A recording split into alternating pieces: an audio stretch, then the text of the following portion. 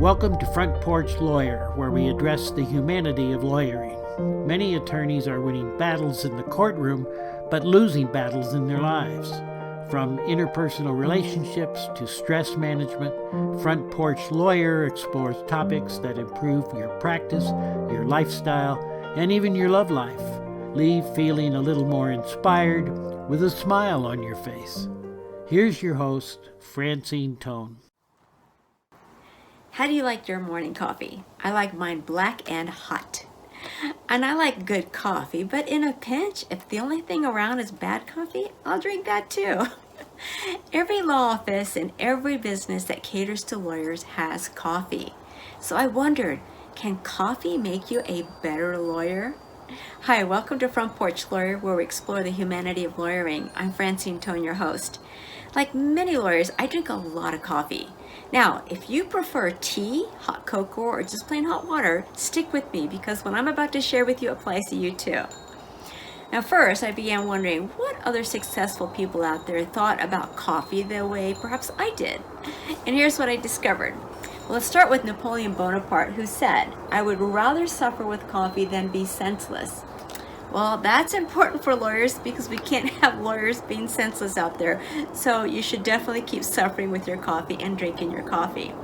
Then I came across cartoonist Stephanie Pirro, who said, "Behind every successful woman is a substantial amount of coffee." Now, I suspect that it's same is true for men as well. Then I came across comedian Jerry Seinfeld, who said, "We want to do a lot of stuff. We're not in great shape, we didn't get a good night's sleep, and we're a little depressed. Coffee solves all of these problems in one delightful little cup." So that sounds like a lawyer's life, so drink up your coffee.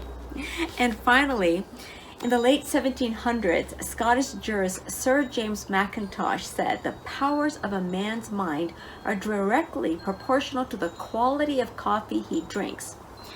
Now, I think I can attest that this applies to women as much as it does to men, but I also will go a step farther and say it may have more to do with the quantity of coffee that I drink instead of just the quality of the coffee. So it seems to me there are plenty of successful people in the world and throughout history telling us lawyers to keep drinking coffee. So I think we should.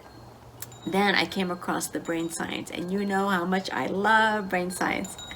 So think about the last time you got a cup of hot coffee, tea or cocoa, some hot beverage that you really enjoyed. Think about that first cup of coffee in the morning.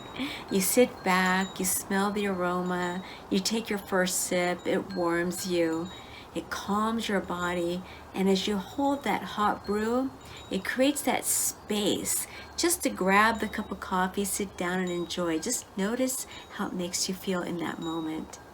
You've become more intentional and mindful simply because you're just holding the cup of hot brew.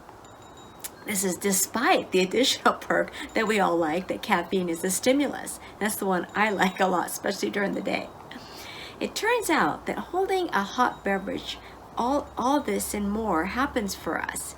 But it does other things. It turns out holding a hot beverage does many things that will turn us into more humane and emotionally intelligent lawyers.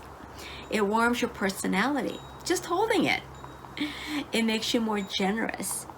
It makes you a better listener. Think about the last time somebody said, "Hey, I need to talk to you. Can we go get a cup of coffee?" Well, there's some truth in that. And it makes you more empathetic and more tolerant.